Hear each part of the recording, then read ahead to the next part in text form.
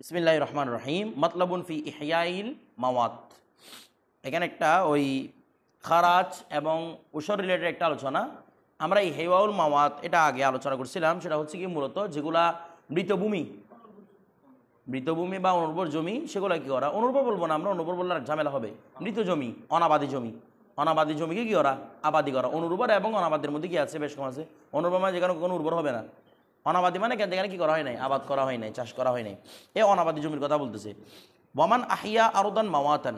এখন প্রশ্ন আসছে, অনাবাদী জমি যারা চাষ করে আবাদ করবে সেটা কি খারাজ হবে নাকি খারাজি জমিন হবে নাকি উসরি জমিন হবে, এই ব্যাপার আলোচনা। ওয়ামান আহিয়া আরদান মাওয়াতান, যে কোনো অনাবাদী জমিকে আবাদ করেছে।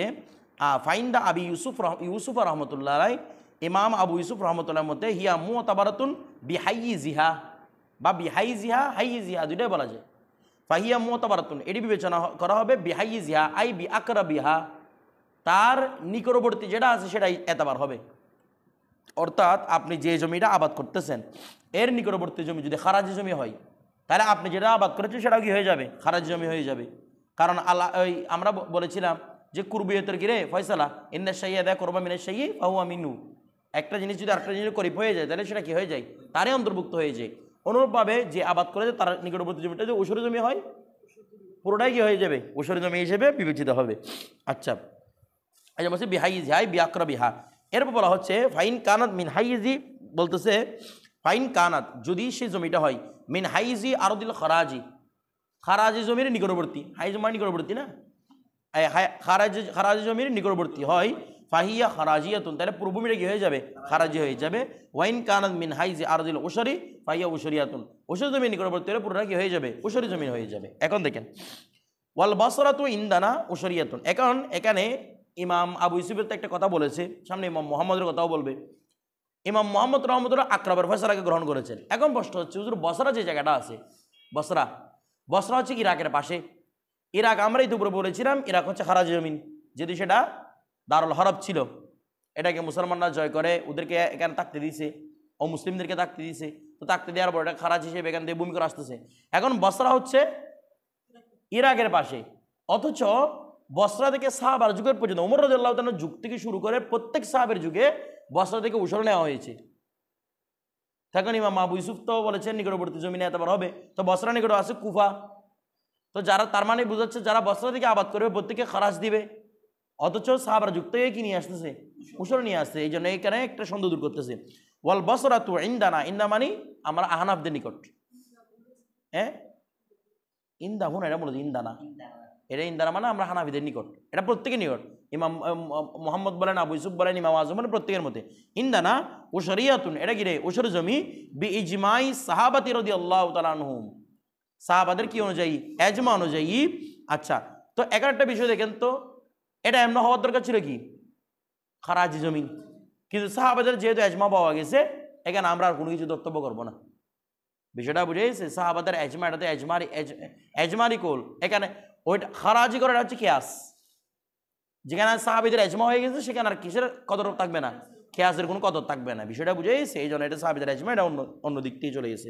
আচ্ছা, এরপর দেখেন ওয়াকালা মুহাম্মদ রহমতুল্লাহ। এখন এই যে খারাজি জমি এবং উসরি জমির এই হেয়াউল মাওয়াতের ক্ষেত্রে খারাজি এবং উসরি জমির দারমদার কিসের উপর হবে, ইমাম মুহাম্মদ রহমতুল্লাহ বলতেছেন ইন আহিয়াহা, যদি সে ওই জমিকে মানে মাওয়াত এরকম এই অনাবাদী জমিকে যদি আবাদ করে, কিসের মাধ্যমে, বিবি ঋণ, এমন কূপের মাধ্যমে, অর্থাৎ সেচ দিতে তো হবে কেন, আবাদ করার জন্য পানি দিতে হবে, এমন কূপের মাধ্যমে সেচ দিয়েছে, হাফার ওয়াহা, যে কূপটা সে নিজে গণন করেছে, অথবা আও আইনিন, অথবা এমন একটা ঝর্ণা থেকে সেচ দিয়েছে, ইস্তাখরাজাহা, যে ঝর্ণাটাকে সে নিজে বের করেছে, অর্থাৎ কৃত্রিম ঝর্ণা আর কি। এটা কি ঝর্ণা, কৃত্রিম ঝর্ণা, মানে কৃত্রিম ঝর্ণা থেকে সেচ দিয়েছে বা কৃত্রিম কূপ থেকে গিয়ে দিয়েছে, সেচ দিয়েছে, ঠিক আছে। আও মাই দিজলাতিন, অথবা দজলা নদী, এটা মাই দাজলাতিন না, আরবিতে হলে দিজলা, বাংলাতে বলে দজলা, উর্দুতেও দজলা, ঠিক আছে। উর্দুর সাথে আরবি মিশ্রিত হওয়ার কারণে আরবি কি বলে দজলা বলে দেয়, এটা হচ্ছে দিজলা, এটা আমরা আগেও বলেছিলাম দিজলা শব্দটা। আও মাই দিজলাতা, অথবা দজলা নদীর কি পানি থেকে দিয়েছে, আউইল ফুরাতি, অথবা ফুরাত নদীর পানি থেকে দিয়েছে, আউইল আনহারিল ইদামিল্লাতি লা ইয়ামলিকুহা আহাদুন, অথবা এমন ঝর্ণা থেকে দিয়েছে যার কোনো কেউ কি নাই, মালিক নাই। এই এমন ঝর্ণা না, এমন বড় নদী থেকে আনা, আর নাহারুল ইদম, এমন বড় নদী থেকে দিয়েছে যার কোনো কি নাই, মালিকানা নাই। তো বলছে ফাহিয়া উসরিয়াতুন, এগুলো হবে কি রে, উসর জমি। এখানে দেখেন মূল কথাটা আগে বুঝেন। ইহয়াউল মাওয়াতের ক্ষেত্রে যদি কোনো কাফের, প্রথমে এটা বুঝেন, যদি কোনো কাফের ইহয়াউল মাওয়াত করে তাহলে 100% সেটা হবে খারাজি জমি। কোনো কাফের মুশরিক যদি ইহয়াউল মাওয়াত করে 100% কি হবে, এটার নিকটে কি আছে না আছে এটা দত্তব্য না, 100% কি হবে, খারাজি জমি হবে যদি কাফেররা ইহয়াউল মাওয়াত করে। আর যদি কোনো মুসলমান ইহয়াউল মাওয়াত করে ওই টাইমের মধ্যে ইখতিলাফ। তো ইমাম আবু ইউসুফ বলছে নিকটে যদি খারাজি জমি থাকে, যেটা আবাদ করছে সেটা হবে খারাজি। যদি নিকটবর্তী উসরি জমি থাকে, মুসলমান যেটা আবাদ করছে সেটা কি হবে, উসরি হবে। মানে মুসলমানের আবাদ নিয়ে কি ইখতিলাফ। সেম এখানে বিষয় ইমাম মুহাম্মদের এটা, যে কোনো ইমাম বলতেছে কেউ যদি শেষ দেয় ওই বাড়িটা, মানে কোনো মুসলমান, আহাদুর মানে এখানে মূলত কি দৃশ্য, আহাদু মিনাল মুসলিমিন, মুসলমানদের মধ্যে থেকে যদি কেউ এটা শেষ দেয় এমন কূপ থেকে যে কূপটা খুদ মুসলমানে কি করেছে, ওই মুসলমানে খনন করেছে, এমন জন্য থেকে ওই মুসলমান এটাকে কৃত্রিম জন্য বানিয়েছে, অথবা বিশাল ফুরাত নদী থেকে, দিজলা নদী থেকে, এগুলো থেকে কেউ তো আর বানায় নাই, অথবা এমন বিশাল বিশাল নদীকে যার কোনো কি নাই, মালিক নাই, তার মানে এগুলো আল্লাহ থেকে, আল্লাহ প্রদত্ত। কি প্রদত্ত, আল্লাহ প্রদত্ত। যেহেতু আল্লাহ প্রদত্ত, আল্লাহর মাধ্যমে সব কিছু হয়েছে, তার মানে কেন মুসলমান এতবার, তার মানে ভাইয়া উসরিয়াতুন, এই জমিটাই কি হবে, উসরি জমিন হবে। বিষয়টা বুঝতে দেন, মুসলমানে গণ্য করলে তো উসরি জমিন হবে, সেটা বুঝতে দেনি।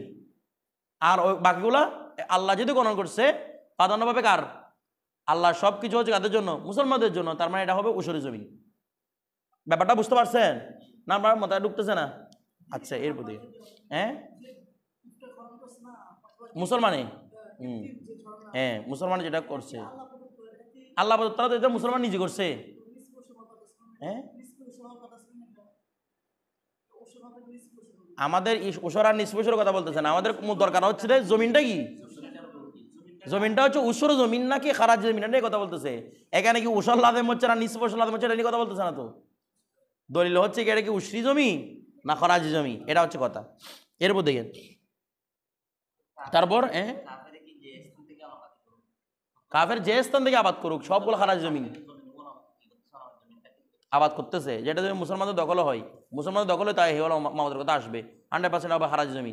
এরপর দেখেন যদি কাফের এটা আবাদ করে, ওয়াইন আহিয়াহা বিমাইল আনহার, যদি এমন নদী দ্বারা পানি সেচ দে, আল্লাতি ইহতাফারাহাল আজম, যেগুলো আজমিরা কি করেছে, আজমিরা মানে আরব দেশ না, এখন আরবের অন্তর্ভুক্ত হয় না এটা, অনারবিরা, ওরা কাফের হোক মুসলমান হোক, যদি কোনো অনারবিরা কি করে, খনন করে, এমন এমন এমন ইয়া থেকে নদী থেকে পানি দেওয়া হয়, যেমন কানাহারিল মালিক, যেমন নাহারের মালিক নামে একটা নদী আর কি, ওয়ানাহারিল ইয়াজদাজরিদ, এগুলো সবগুলো হচ্ছে ইয়ার ওই ইরানি আর কি, ইরানি নদী, এই ইরানি নদী আর কি, ফার্সি নদী। তো বলছে ভাইয়া খরাজিয়াত, এগুলো সব বলে কি, কারণ এরা আজমিরা এগুলো খনন করছে, এগুলো দেখে শেষ দেওয়া হয়েছে, এগুলো সব বলে কি হবে, খরাজি হবে। বিষয়টা বুঝে গেছে? আচ্ছা, তারপর দেখেন এরপর ওয়াল খরাজুল্লাদি, এখন আসতেছে খরাজের অধ্যায় নিয়ে, দেখেন খরাজ কতটুকু কতটুকু দিবেন। এরপর বলতেছে কি ওয়াল খরাজুল্লাদি, আমাদের তো উসর চলে গেছে, উসর মানে কি 10 ভাগের 1 ভাগ, নিসফসর মানে 20 ভাগের 1 ভাগ, এগুলো তো চলে গেছে। এখন আসতে খরাজ কতটুকু দিবে। তো দেখেন কি বলতেছে, এই খরাজ কতটুকু দিবে, আসলে এই জিনিসগুলো আমাদের এখন কোনো প্রয়োজনে লাগবেও না, কারণ এখানে যে এতবারগুলো বলা হবে ওই এতবারগুলো এখন বর্তমানে করা হয় না। দেখেন কি বলতে, তারপরও এবারগুলো বলি, ওয়াল খরাজুল্লাদি ওয়াদাহু উমর ইবনে খাত্তাব রাদিয়াল্লাহু তাআলা আনহু, খরাজ ওইটাই যেটা উমর রাদিয়াল্লাহু তাআলা করে গিয়েছেন, কাদের জন্য, আলা আহলি সাওয়াদি, কাদের উপর, ওই কালকে বলেছিলাম আহলে সাওয়াদ তাদেরকে বলা হয়, যেখানের মধ্যে যে অংশে, ইরাকের যে অংশে অত্যাধিক কি হইতো, ফসল হইতো, সবুজ ফসল হইতো, দেখতে দূর থেকে কিসের মতো লাগতো, কালো কালো লাগতো, এটা সাওয়াদ। ঠিক আছে, সাওয়াদুল ইরাক বলা হয় আর কি যাকে। আলা আহলি সাওয়াদি ফি কুল্লি জরিবিন, প্রত্যেক জরিবের ক্ষেত্রে, প্রত্যেক খারাজ নির্ধারণ করেছেন যেটা উমর রাদিয়াল্লাহু তাআলা, প্রত্যেক জরিবের ক্ষেত্রে। জরিব মানে মূলত হচ্ছে 60 গজ, কি গজ, লম্বায় 60 গজ, প্রস্থে 60 গজ, এটাকে বলা এক জরিব। লম্বায় 60 গজ, প্রস্থে কি 60 গজ, বর্তমান হিসেবে কাউন্ট করলে সেটা হবে 105 মিটার করে, 105 ফুট করে। কি ফুট, 105 ফুট, লম্বা 105 ফুট, প্রস্থে 105 ফুট। বিষয়টা বুঝতে দেন, অর্থাৎ আমরা সেটাকে 105 বর্গ ফুট বলতে পারি, যদি প্রত্যেক দিকে কি 105 ফুট করে, না বর্গফুট বলতে পারি না, প্রস্থ 105 ফুট, লম্বা ও বলতে পারি তো 105 বর্গফুট, ঠিক আছে? মানে লম্বা 105 ফুট, প্রস্থ কি 105, কারণ আরবি জিরা এবং এই জিরার এই ইংলিশের মধ্যে ফুট যেটা আছে এটার মধ্যে কি আছে, বেশ কম আছে, একটু বেশি ইংলিশের জিরাটা, এই জন্য টোটাল মিলাই কত ফুট হবে, 105 ফুট হিসেব করলে হবে। আর আরবি জিরা হিসেব করলে লম্বা 60 গজ, প্রস্থে কি 60 গজ, এটাকে বলা এক জিরা। বলা হচ্ছে প্রত্যেক জিরা, জিরা বলতেছি জরিব, প্রত্যেক জরিবের জন্য ওমর রাদিয়াল্লাহু তাআলা নির্ধারণ করেছেন ইয়াবলুগুহুল মাউ, যেখানে কি বলছে পানি বলছে, কারণ পানি না বলছে তো আপনি কি করতে পারবেন না, আবাদ করতে পারবেন না, যেখানে পানি বলছে এমন সাওয়াদুল ইরাকের জন্য ওমর রাদিয়াল্লাহু তাআলা নির্ধারণ করেছেন কফিজু হাশিমিন, এখানে উল্টা লিখছে আবার কফিজুল হাশিমিয়ুন, হাশিমি কফিজ মানে ওই আমরা যেটা বলতে দেখেন হাশিমি কফিজটা কি, ওয়াহুয়া সাউ ওয়া দিরহামুন, এগুলো হচ্ছে একসা এবং এক দিরহাম, একসা এক দিরহাম। আমার দিকে তাকান, খারাজের মধ্যে দুই ধরনের খারাজ নির্ধারণ করা হতো পূর্বে, যেটা সাহাবার যুগ থেকে শুরু করে, কয় ধরনের, দুই ধরনের নির্ধারণ করা হতো। একটা ছিল ভূমি থেকে সরাসরি অংশ, ভূমি থেকে সরাসরি ঘিরে অংশ, যেটাকে বলা হতো খারাজে মাকাসেম, অর্থাৎ ভূমি থেকে যে ফসল উৎপন্ন হবে তার 3 ভাগের 2 ভাগ বাৎসরিক হিসেবে, তার 3 ভাগের 2 ভাগ, 3 ভাগের 1 ভাগ বা 3 ভাগের 1 ভাগের অর্ধ অংশ একটা নির্ধারণ করে দিতে, এটাকে বলা খারাজে মাকাসেম। আরটা ছিল খারাজে ওয়াদিয়া, ঠিক আছে? এটা ছিল কিরকম, টাকা নির্ধারণ করা হতো, অর্থাৎ তুমি কতটুকু করছো এটা যেতে পার নাই, বাৎসরিক তুমি এত টাকা দিয়ে দিবা, তোমার এখানে ফসল বেশি হোক ফসল কম হোক আমাদের কোনো এতবার নাই, ঠিক আছে? এটাকে খারাজি কি বলা হতো, ওয়াদি, আরো বিভিন্ন নামে হারাজা হাকিকি অনেক রকম নাম দেয় এটাকে, ঠিক আছে? বারহাল আমরা বুঝবো সেখানে কি নির্ধারণ করা, মূল্য নির্ধারণ করা। এখানে প্রথম যেটা বলছে সেটা হচ্ছে মূল্যের কথা, অর্থাৎ এখানে ওয়াদিয়ের কথা বলতেছে, অর্থাৎ সেটা হবে কি ওয়াদিয়া বলা হয়, খারাজে হাকিকিয়া বলা হয়, মুকাতা বলা হয়, খারাজে মুকাতা, ঠিক আছে? অর্থাৎ যেখান থেকে কর্তন টাকা দিলে কর্তন করে দেওয়া হয়, এই জন্য মুকাতা বলা হয় আর কি। তো বলছে ওয়াহুয়া সাউ ওয়া দিরহামুন, এগুলো হচ্ছে একসা এক দেড়হাম, একসা এক দেড়হাম, বিষয়টা বুঝতে চান? একসা এবং কি এক দেড়হাম নির্ধারণ করা হতো, দুইটা একসাথে, মানে একসার মূল্য দিবে, ফসল যেটা করছেন এটা একসার মূল্য এবং এক দেড়হাম দিয়ে দিবেন, বিষয়টা হয়তো একসার যত মূল্য হয় ওই ফসলের একসার যত মূল্য হবে তত দিয়ে দিবেন এবং কি এক দেড়হাম দিবেন এটার সাথে। এটা নির্ধারণ করেছিল কাদের জন্য, মানে খারাজি জমির মানে খারাজে মুকাতা হিসেবে। এরপর দেখেন, এরপর বলা হচ্ছে ওয়াফি জরিবির রতবাতি, ওয়াফি জরিবির, যদি আচ্ছা এটা বাৎসরিক হিসেবে নির্ধারণ করা হতো না, তো এখন প্রশ্ন হচ্ছে হুজুর যেগুলা তরকারি জাতীয় জিনিস আছে সেগুলো তো 1 বছর থাকে না, বলতেছে না, যেগুলো তরকারি জাতীয় জিনিস আছে যেগুলোতে কি 1 বছর থাকে না, ওগুলোর ক্ষেত্রে তো আলাদা নির্ধারণ করতে হবে। তো বলা হচ্ছে কি ওয়াফি জরিবির রতবাতি, রতবা মানে কি রে, তরকারি আর কি, যেগুলো কাঁচা মানে কেন তরকারি উদ্দেশ্য, যেগুলো তরকারি করেন শাক সবজি করেন এগুলোর প্রত্যেক জরিপের ক্ষেত্রে নির্ধারণ করতেন খামসাতু দারাহিমা, 5 দিরহাম। কারণ এখানে মধ্যে আপনি বাৎসরিক হিসেবে আপনি চা দিতে পারবেন না, তো সবজি দিতে পারবেন না, আপনি বাৎসরিক চা করতে দিবেন, কথাটা বুঝে, কারণ প্রতি 2 মাস পর সবজি তুলে ফেলবেন, 3 মাস পর সবজি তুলে ফেলবেন, তো এই জন্য এখানে একেবারে কত দিয়ে দিবেন, ওরকম জমির প্রতি এক জরিপের জন্য 5 দিরহাম করে উনি নির্ধারণ করেছেন। ওয়াফি জরিবিল কারামিল মুত্তাসিল, আর যদি জরিবিল কারামিল, কারাম মানে কি রে, কারাম মানে আঙ্গুর, কারামিল মুত্তাসিল মানে আঙ্গুর বাগান, অর্থাৎ যে আঙ্গুর বাগানগুলো, যে আঙ্গুরের গাছগুলো একটার সাথে একটা লাগানো আছে, মুত্তাসিল আঙ্গুর, কারণ মানে তো আঙ্গুর, তামার মানে নেই খেজুর, ধরো কারণ মানে কি আঙ্গুর। তো এখন একটা বিষয় দেখেন তো, এই আঙ্গুরের বাগান একটার সাথে একটা লাগানো, একটার সাথে এরকম আঙ্গুরের বাগানের ক্ষেত্রে, তারপর ওয়ান নাহালিল মুত্তাসিল, না মানে খেজুর গাছ, যে খেজুর গাছ একটার সাথে একটা কি আছে মুত্তাসিল ভাবে আছে, এগুলোর জন্য নির্ধারণ করেছেন আশাদু দারাহিমা, কত দিরহাম, 10 দিরহাম নির্ধারণ করেছেন, বিষয়টা বুঝে গেছে। আচ্ছা এরপর দেখেন ওয়ামা সেওয়া জালিকা, আর এছাড়া যা ছিল মানে মুত্তাসিল আঙ্গুর বাগান, মুত্তাসিল না খেজুর বাগান, কিংবা ওই শাকসবজির বাগান, কিংবা এমনি মুতলক যেগুলো বাৎসরিক থাকে এরকম যেগুলো কি আছে ফসল আছে, এগুলোর ক্ষেত্রে যেগুলো নির্ধারণ করেছেন, এগুলো ছাড়া যা জমিন আছে, এগুলো ছাড়া যা জমিন আছে, তো এগুলো ছাড়া যা জমি থেকে মিনাল আসনাফি, মানে মিন আসনাফিল আরদি, জমির অন্যান্য প্রকার যা আছে, অন্যান্য প্রকার মানে যেমন ওরকম বুস্তান, মুতলক বুস্তান বাগান, তো বাগানের মধ্যে কি একটা গাছের সাথে একটা একদম লাগানো থাকে নাকি একটু দূরে থাকে, একটু দূর দূর থাকে না, এটা মুত্তাসিল থাকে না, মানে মুন কাতে একটু দূর দূর থাকে, এরকম বাগানের জন্য তিনি নির্ধারণ করতেন ইউদাউ আলাইহা, তার উপর নির্ধারণ করা হতো বিহাসবিত তাকাত, যতটুকু সামর্থ্য ছিল, মানে ব্যক্তির এরকম যেগুলোর মধ্যে একটু তুলনামূলক ফাঁক বেশি ছিল, তো এগুলোর জন্য ব্যক্তির তুলনামূলক যা পারতো, যতটুকু তার তাকতের মধ্যে থাকতো ততটুকুই কি নির্ধারণ করা হতো, খারাজ নির্ধারণ করা হতো। বিষয়টা বুঝে গেছে? আচ্ছা, এরপর দেখেন মানে এটার উপর ফসল যতটুকু হবে, একটা তাকত কতটুকু আছে ওই ব্যক্তির, সেই অনুযায়ী সামর্থ্য অনুযায়ী নির্ধারণ করে দেওয়া হতো। আচ্ছা, বলা হচ্ছে ফাইনলাম তুতিক, ফাইনলাম এটা নাকি আর গুণ কিছু আছে মাঝখানে?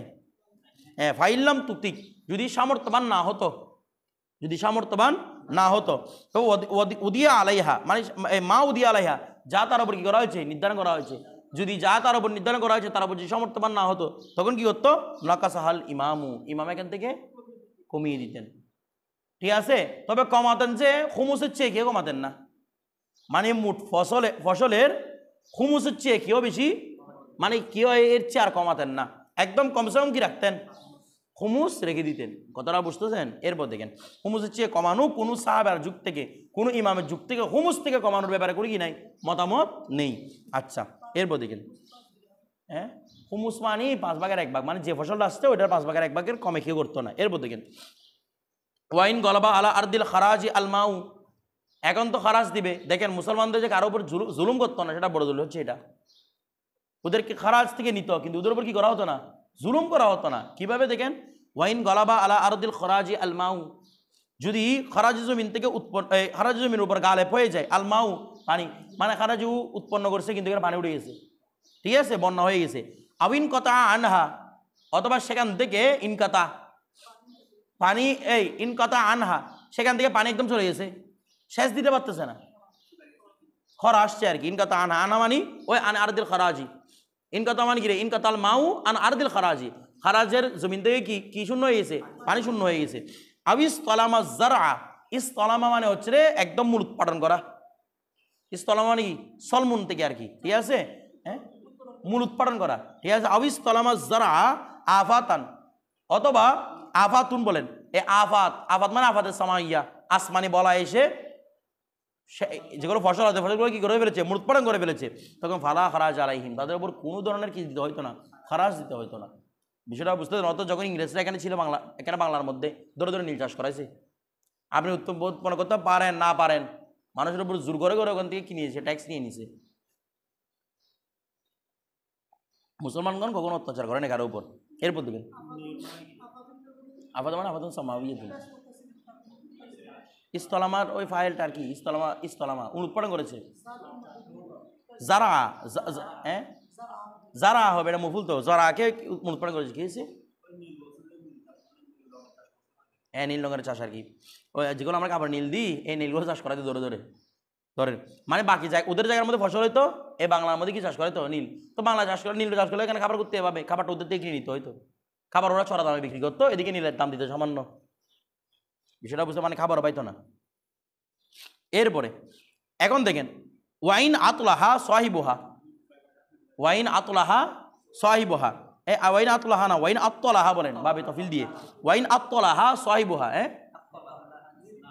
কি কি তল্লাহা, আত্তলাহা শুধু উতলা তো মানে ছুটি আর কি।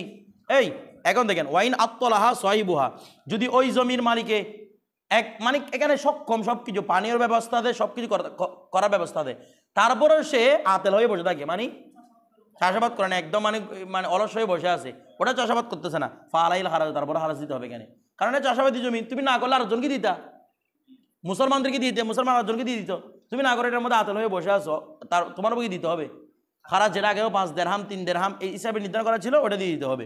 এরপর দেখেন ওমান আসলামা মিন আখলিল খারাজি, এখন আখলা খরাজদের মধ্যে যে কি করেছে, ইসলাম গ্রহণ করেছে, উখিজা মিনহুল খারাজু আলা হালিহি, ইসলাম গ্রহণ করলো ওই জমির উপর কি দিতে হবে, খারাজ। আমরা আগে বলেছিলাম যেটা খারাজ হিসেবে নির্ধারণ করে দেবে, এটা মুসলমানে করুক কাফেরে করুক, ওখান থেকে খারাজি আসবে। বিষয়টা বুঝতে দেন, একটু আগে মুসলমানের কথা বলেছেন, খারাজ দিতে হবে সেটার কথা। এরপরে কারণ এটা তো আর খারাজ জমিটা আর মুসলমান কাফের করার না করার উপর নির্ধারণ করা হয় নাই, যখন এটাকে নির্ধারণ করে দেওয়া হয়েছে এটা খারাজ জমিন, যেই চাষ করুক না কেন কি হবে, আর এখানে মুসলমান হয়ে গেল, খারাজটা দিতে হবে। ওয়াইজুজু আর জায়েজ আইয়াস তারিয়াল মুসলিমু আরদাল খারাজি, এইটা আগে বলছিলাম, কোনো মুসলমান আরদা খারাজ কি করতে পারবে? ক্রয় করতে পারবে। মিনা জিম্মি, কার থেকে? জিম্মিদের থেকে ক্রয় করতে পারবে, কারণ ওরা এটা মালিক বলছিল না, এটা ওরা ওদের থেকে ক্রয় করতে পারবে। তো ক্রয় করলে এটা কি উসুরি হয়ে যাবে? না, এটা খারাজি থাকবে। ওয়ায়ু খাজমিনুল খারাজু, এখানে কি নেওয়া হবে? খারাজ নেওয়া হবে। ওয়ালা উশরাফিল খারজি মিন আরদিল খারাজি, আর খারাজি জমিন থেকে কখনো কি নেওয়া হবে না? উসর নেওয়া হবে না। মানে একটাই ওয়াজবে, এখানে শুধু খারাজটা দিলেই চলবে, এখানে আর কি দিতে হবে না? ওসর দিতে হবে না, এটাই বলা হচ্ছে। তারপর দেখেন, তারপর এখন আসছে জিজিয়া নিয়ে। জিজিয়া মানে নিরাপত্তা কর। এই নিরাপত্তা কর নিয়ে এখন আলোচনা আসছে, যেটা আমরা কাদের থেকে নিতাম? অমুসলিম থেকে। এটা মুসলমান থেকে কি এরকম নিরাপত্তা কর নেওয়া হতো না। এখন দেখেন আমাদের এই বাংলাদেশের মধ্যে কত রকমের কর নেওয়া হচ্ছে। নিরাপত্তা কর নিয়ে আমাদের থেকে নিত, পুলিশ টুলিশ যেগুলো চলতে, যেগুলো আমাদের করার টাকা দিয়ে চলতেছে, সেগুলো নিরাপত্তা করার কি? এদের প্রত্যেক ক্ষেত্রে কি আছে? কর আছে। এখানে কর ছাড়া কোনো দিকে যেতে পারবেন না। এরপর দেখেন, ওয়াল জিজিয়া তো আলাদ দরবাইন, জিজিয়া কয় রকম? 2 রকম জিজিয়া আছে। আচ্ছা, এখন দেখেন, হ্যাঁ এরপর দেখেন, আচ্ছা একটু আগে যে এখানে বলেছে ওই যে সাহেবে আরদে খরাজে সাহেবে, আমরা খরাজ দুইভাবে বলছিলাম না, একটা হচ্ছে খরাজে মুকাতা, আরটা হচ্ছে খরাজে মুকাসামা।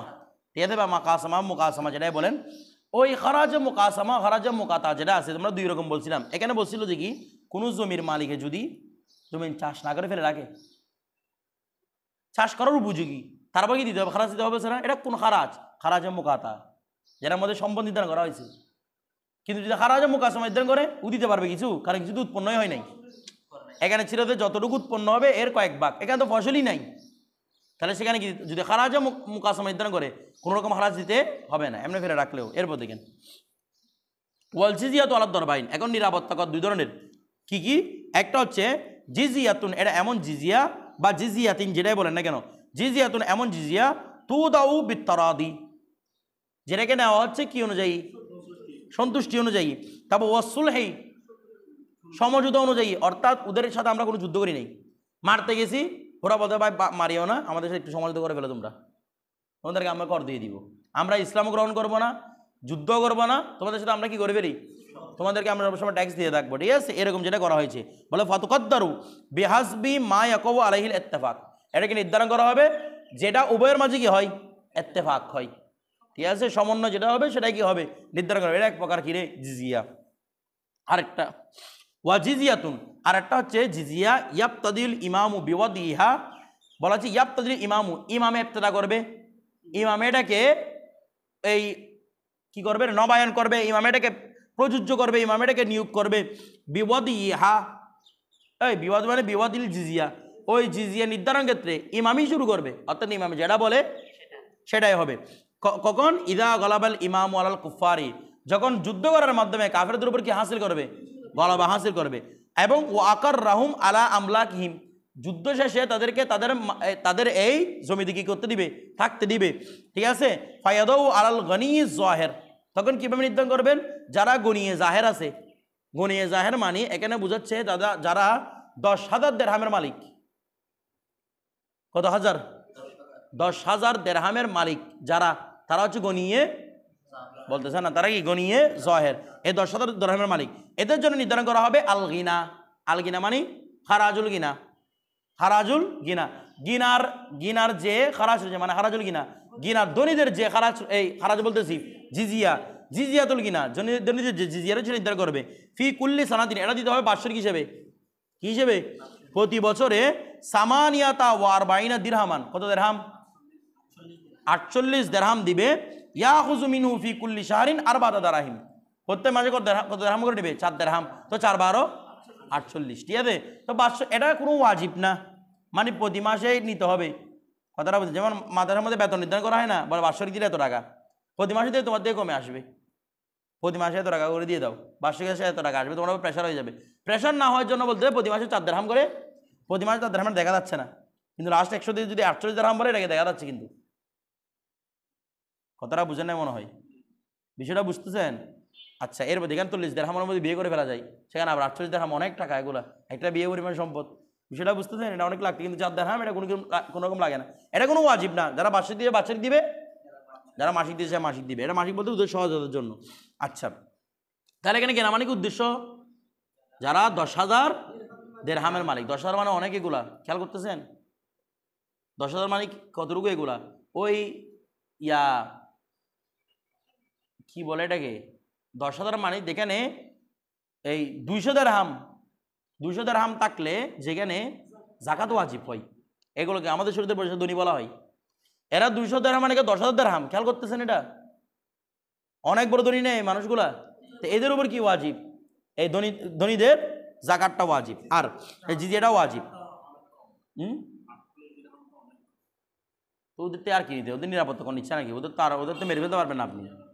হ্যাঁ, ধরো তারপর বলতো ওয়ালাল মুতাওয়াসসিতি, আর যারা মুতাওয়াসসিত রয়েছে, কি রয়েছে?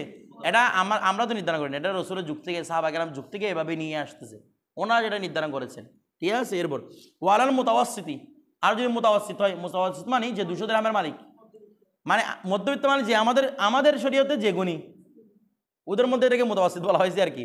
এ মুতাওয়াসসিত ব্যক্তির উপর মুতাওয়াসসিতুল হাল, যে এই দেখেন ওয়ালাল মুতাওয়াসসিতিল হালি নাকি হালা, ওয়ালা মুতাওয়াসসিতিল হালা নাকি হালি, ওরা আমি মনে হয় একটাও বলতে পারে না, দুইটাই শুদ্ধ। মুতাওয়াসসিতিল হালা শুদ্ধ, মুতাওয়াসসিতিল হালি শুদ্ধ, এদাফতে লফজি আর কি। এটা দেখেন মুফুর দিকে এদাফত ওয়ালাল মুতাওয়াসসিতিল হালি, আর যদি মুতাওয়াসসিতুল হাল হয় মানে যাদের কাছে কত দিরহাম, 200 দিরহাম আছে, তো এদেরকে বলা হচ্ছে এদের জন্য আর বাতুম ওয়াইশরুনা দিরহামান, কত দিরহাম? 24 দিরহাম, ফি কুল্লি শাহরিন দিরহামানে, প্রতি মাসে কত মানে কত দিরহাম করে? তাহলে 12 মাসে 24 দিরহাম চলে গেল। আচ্ছা, এরপর দেখেন, আচ্ছা তো এরকম মুতাওয়াসসিত হাল মানে যারা কত দিরহামের মালিক বলছিলাম। আর এখানে একটা দুটো শর্ত দিয়েছেন আমাদের জওহরাতুন নাইরাওয়ালা, উনি বলেছেন 200 দিরহামের মালিক তো ঠিক আছে, আবার সে যদি কাজ না করে, কাজকর্ম না করে, ও 200 দিরহাম থেকে কমতে থাকবে শুধু, মানে সে এই 200 দিরহামই খাইতে থাকবে, তার কাছে আর কোনো স্পেশাল টাকা। 10,000 দিরহাম মানে এগুলো অনেক টাকা না, যদি কাজ না করেও অনেক দিন খেতে পারবে সে, কিন্তু 200 দিরহাম যে আছে সে কাজ না করে 3 দিন গরিব হতে থাকবে, এগুলোকে বলে মুতাওয়াসসিতুল হাল। এরপর দেখেন এরকম ব্যক্তির কাছে 24 দিরহাম। ওয়ালাল ফকির, এই ফকির মানে এখানে যে 200 দিরহামের কম, এটা আমাদের শরীয়তের পরিভাষায় ফকির বলা হয় কি না? বলতেছে না, আমাদের শরীয়তের পরিভাষায় এটা কি বলা হচ্ছে? ফকির বলা হচ্ছে। কারণ এই হিসেবে আমরা সবাই ফকির। এখন 1 ভরি স্বর্ণের দাম 2 লক্ষ টাকার উপরে, তো 7.5 ভরি হলে আপনি এটা আগের রূপা 200 দিরহামে করে স্বর্ণ রূপায় কি হিসাব, তখন হিসেব করেন না, তো সেই হিসেবে আমরা মোটামুটি সবাই কি ফকির। রূপা হিসেবে হিসেব করলে অনেকের উপর যাকাত ওয়াজিব হতে পারে। রূপা মানে তো 200 দিরহাম মানে দেখো 90,000 টাকা প্রায়, তো 90,000 টাকা, তো 90,000 টাকা তো অনেকের 1 বছর কি থাকতে পারে, জমা থাকতে পারে। আপনার মায়ের গয়না 1 ভরি গয়না থাকতে পারে, 1 ভরি মানে কেন কত, প্রায় 2 লক্ষর উপর টাকা, সেখানের মধ্যে আপনাকে দিতে হবে, যাকাত দিয়ে দিতে হবে, ঠিক আছে? যাকাত তো আমরা এমনি বলেছিলাম, যাকাতের জন্য সবচেয়ে উত্তম পন্থা হচ্ছে যার যাকাত সে দিবে। এখন স্ত্রী যাকাতগুলো কে দেয়? স্বামী দেয়। এই জন্য আমাদের সম্পদগুলোর মধ্যে বরকত হয় না, আমাদের কোনো ভরসা হয় না এগুলোর উপর। অর্থাৎ স্ত্রীর কাছে স্বর্ণ আছে, তো যাকাত দিতে হবে কাকে? স্ত্রীকে। তো কিভাবে দিবে? তো স্বর্ণ, ও স্বর্ণটা বিক্রি করে দিবে, স্বর্ণটা বিক্রি করে দিবে, টাকা যেগুলো পাবে এখান থেকে কি দিবে? যাকাত দিবে, যেন যাকাত দেওয়ার যে কষ্টটা সেটা সে কি করতে পারে? অনুভব। এখন স্বামী দিলে ও কষ্ট অনুভব করছে, ও বলে না আমার কাছে আরো স্বর্ণ লাগবে, আমার আরো স্বর্ণ লাগবে, কিন্তু তাকে যদি বলতেন প্রতি বছর বিক্রি করে দাও, এই জিন্দিগিও স্বামীর থেকে কি চাইতো না? গয়না চাইতো না। কথাটা বুঝতে দেন? এখন ও বিক্রি করে দিবে, তো বলে বিক্রি করে দিবে, তো লসের মধ্যে পড়ছে, লসের মধ্যে পড়বে না, আল্লাহ তাকে দেখবে বড় বছর ডবল দিচ্ছে আরো স্বর্ণ। বিষয়টা বুঝতে দেন? এগুলো বাড়াই দিবেন যে আল্লাহ আরো, কারণ এগুলোর মধ্যে আল্লাহর জন্য কি করছে, সে আল্লাহর রাহে খরচ করছে। আর বাড়া না দিলেও সবর, কারণ মুসলমান তো সবরের পরীক্ষা দিতে হয়, নয়তো তাওয়াক্কুলের পরীক্ষা দিতে হয়, একটা তো পরীক্ষা দিতে হবে। তো এই জন্য এগুলোকে একদম বিক্রি করেই দিতে হয়, যাকাতটা দিতে হয়। এটা মানে উত্তম আর কি, আবশ্যক না, স্বামীর পক্ষ থেকে দিয়ে দিলেও চলবে। এরপর তারপর হয়ে গেল। এখন ফকির যদি হয়, তো ফকির মানে কিরকম ফকির? আল মত আমিল, যেটা দিন মজুর, মানে দিনে আনে দিনে খায় আর কি, অর্থাৎ রেগুলার চাকরি বাকরি করতে হয়। আমাদের এগুলো যারা ওয়াজিব হয় না, রেগুলার চাকরি, এরা সবাই কি ফকির, শরীরের পরিবার ফকির। তো বলতে এদের কাছে দিতে হবে ইসনায় 10 দিরহামান, কত দিরহাম? মাত্র 12 দিরহাম। ফিকুল্লি শাহরিন দিরহামুন, প্রতি মাসে কত দিরহাম দিবে? 1 দিরহাম দিবে। আমরা এর চেয়ে বেশি দিচ্ছি এখন প্রতি মাসে। তো এখন দেখেন এগুলো হচ্ছে জিজিয়া। এখন বলা হচ্ছে তু দাবুল জিজিয়া, তু জিজিয়াটাকে গ্রহণ করা হবে, জিজিয়াটা নির্ধারণ করা হবে আলা আহলিল কিতাবি, কাদের উপর? আহলে কিতাব, খ্রিস্টান হোক ইহুদি হোক, সবার। ওরা তো আর কি না মুসলিম না, তো এদের সবার উপর কি আবশ্যক হবে? জিজিয়া আবশ্যক হবে। তারপর ওয়াল মাজুসি, তারা মূর্তি পূজারী আছে, তাদের উপর কি আবশ্যক? জিজিয়া আবশ্যক। তারপর ওয়া আবদাতিল আওসান, ওই মজুসি মানে মূর্তি পূজক না, অগ্নি পূজক না। তারপর ওয়া আবদাতিল আওসান, যারা মূর্তির গোলাম, মূর্তি গোলাম মানে মূর্তি পূজক, এদের উপর বলা হচ্ছে মিনাল আজমি, ওমা অনারব থেকে যারা মূর্তি পূজক, তার মানে আরবদের মূর্তি পূজক ভিন্ন, আরবদের মূর্তি পূজক করতে সামনে বলবে। এটা হচ্ছে অনারবদের মধ্যে যারা কি রয়েছে, মূর্তি পূজক রয়েছে। বলা হচ্ছে তু দাউ আলা, বলা হচ্ছে তু দাউ ওয়ালা তু দাউ, নেওয়া হবে না আলা আবদাতিল আওসানি মিনাল আরব, আরব দেশের যারা মূর্তি পূজক আছে তাদের থেকে কোনো জিনিস নেওয়া হবে না। আর কাদের থেকে? ওয়ালা আলাল মুরতাদ্দিন, আর মুরতাদদের উপর থেকে কোনো রকম কিনা, যারা আরবের মধ্যে মুরতাদ, জজিরাতুল আরবে থাকতেছে, এখানে মুরতাদ, জজিরাতুল আরবের থেকেও মূর্তি পূজা করে, এদের উপর, এদের থেকে কোনো নেওয়া হবে না, জিজিয়া না। বলে কেন জিজিয়া নেওয়া হবে না? এখানে কিছু কারণ আছে। কারণ রসুল পাক সাল্লাল্লাহু আলাইহি ওয়াসাল্লাম তাদের ভূমিতে তশরিফ আনছেন, রসুল পাক তাদের ভূমিতে কি আনছেন? তশরিফ আনছেন। তাদের ভূমিতে ওহী নাজিল হয়েছে, তাদের ভূমিতে রসুল পাকের মুজিজা প্রকাশ পাইছে, এই জন্য তাদের জন্য ব্যাপারগুলো কি করে দিয়েছেন? হালকা করে দিয়েছেন। তো তাদের উপর কি আবশ্যক? তাদের উপর জিজিয়া আবশ্যক না, তাদের উপর দুইটাই জিনিস আবশ্যক। হয়তো তুমি মুসলমান হবে, মুসলমান কি হবে যে মূর্তি পূজক, আর মুরতাদ হলে তোমার উপর কতল ওয়াজিব, তোমার উপর অন্য কোনো কিছু ওয়াজিব না, তোমাকে নয়তো মেরে ফেলবো, নয়তো তুমি কি করবা? ইসলাম ধর্ম গ্রহণ করবা। মানে তোমার থেকে কোনো কি নেওয়া হবে না। তুমি আরব দেশে থেকে মূর্তি পূজা করতেছো, নয়তো তুমি মুসলমান হবা, নয়তো তোমার মাথা ফেলে দিব। কথাটা বুঝতেছেন? এটা হচ্ছে এখানে মূল, এখানে কোনো কি নেওয়া হবে না ওর দিকে, মানে ওদের কোনো নিরাপত্তা বলতে কোনো কিছু নাই। বিষয়টা বুঝতেছেন? ওই মুরতাদ হলে মাথা ফেলে দিব। আর তোমাদের উপর কি ওয়াজিব? ইসলাম ওয়াজিব, মানে তোমাদের থেকে আমরা শুধু ইসলামটাই চাচ্ছি।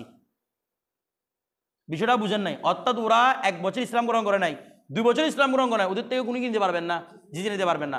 ওদের থেকে আমাদের একটাই চাহিদা, সেটা হচ্ছে কি, তোমাদের এখানের মধ্যে রসুল পাক তশরিফ এনেছেন, তোমার এখানের মধ্যে রসুল পাকের উপর কোরআন নাযিল হয়েছে, তোমাদের এই ভূমিতে রসুল পাকের মুজিজা প্রকাশ পেয়েছে, তোমাদের জন্য একটু খিফত আছে, তোমাদের জন্য, আমাদের মুসলিমদের জন্য চাহিদা হচ্ছে তোমরা কি করো? ইসলাম ধর্মটা গ্রহণ করো। আর মুরতাদ ওদের থেকে ফেলে দিব, আমরা মাথাটা ফেলে দিব, ধরেন ইসলাম থেকে যেহেতু শেষ হয়ে গেছে। এরপর ওয়ালা জিজিয়াতা আলা ইমরাতিন ওয়ালা সাবিয়িন, এই জিজিয়া নাই কাদের উপর? মহিলাদের উপর, কোন শিশুর উপর। কেন জিজিয়া নাই? এরা যুদ্ধ করছিল, এটা তো যুদ্ধ না করার উপর জিজিয়া নিচ্ছে দে, কারণ তোমাদেরকে আমরা মেরে ফেলি নাই, এই যুদ্ধের ময়দানে তোমাদেরকে আমরা কি করি নাই? মারি নাই, তো না মেরে তোমাদের থেকে কি ইচ্ছি? নিরাপত্তা করে নিচ্ছি। ওরা তো যুদ্ধের অংশীদারই ছিল না, কারা? মহিলারা, শিশুরা, অংশীদার, ওদের তার মারার প্রশ্নই নাই, ওদের থেকে কি নেওয়া হবে না। অনুরূপভাবে আর কার থেকে? ওয়ালা আলা জামানিন, জামানি রে আমরা বলেছিলাম আগে, পঙ্গু, প্যারালাইসিস, ঠিক আছে। তারপর ওয়ালা আলা আমা, অন্ধ, এরা কি যুদ্ধের জন্য ছিল? এরা যুদ্ধের আহল নয়, এদের থেকে কি নেওয়া হবে না? জিজিয়া নেওয়া হবে না। কতটা বুঝে গেছে? এরপর দেখেন, তারপর আর এটা বলতেছি তো, ওয়ালা আলা ফকিরিন, এমন ফকির থেকে নেওয়া হবে না, গয়রি মোতামালিন, বেকার, উপকিরণী, 200 দিরহামের কম মালিক, আবার কোনো কাজও নাই ওর, শুধু ওগুলো বসে বসে খাচ্ছে, ওর থেকে জিজিয়া করতে নেবেন। কতটা বুঝতে দেন? তো এরকম ব্যক্তির উপর কি নেওয়া হবে না? জিজিয়া নেওয়া হবে না। অনুরূপভাবে গোলামের উপর জিজিয়া নেওয়া হবে না, কারণ গোলামও কি ছিল না, যুদ্ধের আহাল ছিল না, এদের থেকে জিজিয়া নেওয়া হবে না। তারপর ওয়ালা আলার রুহবানিল্লাযী লা ইউখালিতুনান নাসা, ওই সন্ন্যাসী, রাহেব জমা রুহবান, রাহেব ওই সন্ন্যাসী, ওই খ্রিস্টান সন্ন্যাসী বা কি পাদ্রী মাদ্রী এগুলো আর কি, এদের উপর কি? এরা সন্ন্যাসী, এরা বলে এরা বিয়ে শাদী করতো না, তো রাহেব সন্ন্যাসী ছিল, তো এরা সন্ন্যাসী এবং রঙ্গোত্তরকে, এরা সন্ন্যাসী আর কি, মানে সন্ন্যাসী যারা আছে এরা কি করে না? বিয়ে করে না। এই সন্ন্যাসীগুলা থেকে কোনো কি নেওয়া হবে না, বিয়ে করানোদের জন্য না। কারণ কি? আল্লাযীনা লা ইউখালিতুনান নাসা, যারা মানুষদেরকে মুখালাতা করে না, অর্থাৎ এদের ধর্মের সাথে মানুষদেরকে এদের ধর্মের প্রতি আহ্বান করে না। এরা তো আহলে কিতাব না, মানে এরা মানুষকে এভাবে বুঝায় না, মানে আমরাও আহলে কিতাব, তোমরাও আহলে কিতাব, দেখো তোমাদের সাথে আমাদের কিছু বিষয় মিল আছে, তোমরা আমাদের পক্ষ হয়ে যাও। এরকম যারা কি করবে না, মানুষদেরকে এরকম মুখালাতা করবে না। ওদের জায়গায় ওরা আছে, সন্ন্যাসী মন্দির একটা নিয়ে বসে আছে, মানুষদের সাথে মিশতেছে না, ওর জায়গাটাই আছে, তো ওর উপর কিছু যুদ্ধ ওয়াজিব। আমরা কাফেরদের উপর যুদ্ধ ওয়াজিব কেন? এরা ওদের কুফর ধর্মটা প্রচার করতেছে, এই জন্য না। এ রাহেবে কারোর সাথে মিশে না, একা কিভাবে ওর ধর্ম পালন করতেছে। কথাটা বুঝতে দেন? তো ও ধর্ম পালন করতে, ও কারোর সাথে মিশতেছে না, কারোর উপর ধর্ম প্রচার করতেছে না, এরকম ব্যক্তির উপরে কি ওয়াজিব না? তার মানে যে রাহেবে মানুষের সাথে মিশে মানুষের মাঝে ধর্ম প্রচার চেষ্টা করে, এতে কি ওয়াজিব? জিজিয়া ওয়াজিব, এটা মাথায় রাখতে হবে। তারপর ওয়ামান আসলামা, যে কি করেছে? ইসলাম গ্রহণ করেছে, ওয়া আলাইহি জিজিয়াতুন, এমত অবস্থা তার উপর কি অবশ্যই ছিল? জিজিয়া। আচ্ছা জিজিয়া কেন অবশ্য করছে? তোমাদেরকে আমি যুদ্ধবিরতি দিয়েছি এই জন্য। তো এখন ইসলাম করলে আর যুদ্ধ আছে? তার মানে সাকাতাত জিজিয়াতু, জিজিয়া কি হয়ে যাবে? এই খারাজ কিন্তু সাকেত না, খারাজ জমি হওয়ার কারণে এখন জিজিয়া কিনে নিচ্ছি, গয়রে মুসলমানের এলাকার মধ্যে নিরাপত্তা নেই। তো তুমি মুসলমান মান আসলামা ফাকাদ আমিনা, যে ইসলাম মনে করেছে সে কি হয়ে গেছে? নিরাপদ হয়ে গেছে, তার উপর কোনো জিজিয়া নেই আর। আচ্ছা, এরপর ওয়াইনিস্তামা আলাইহি হাওলান। আচ্ছা, ওয়াইনিস্তামা আলাইহি হাওলান, যদি তার উপর কি হয় রে 2 বছর অতিবাহিত হয়, তাদা খালাতিল জিজিয়া, জিজিয়া তাদাহুল করবে। জিজিয়া কি করবে রে? জিজিয়া তাদাহুল করবে, মানে একটা জিজিয়া 8টা জিজিয়ার ভিতরে ডুবে যাবে। জিজিয়া যেটা আবশ্যক ছিল পরবর্তী বছর জিজিয়া, মানে তুমি 2 বছর কি করো নাই? জিজিয়া আদায় করে নাই, তাহলে টোটাল তোমার কাছে জিজিয়া কি করতে হবে? আদায় করতে হবে। বিষয়টা বুঝে গেছে? একটা আদায় করলে চলবে না। আচ্ছা, তারপর আচ্ছা দুর্গু তাক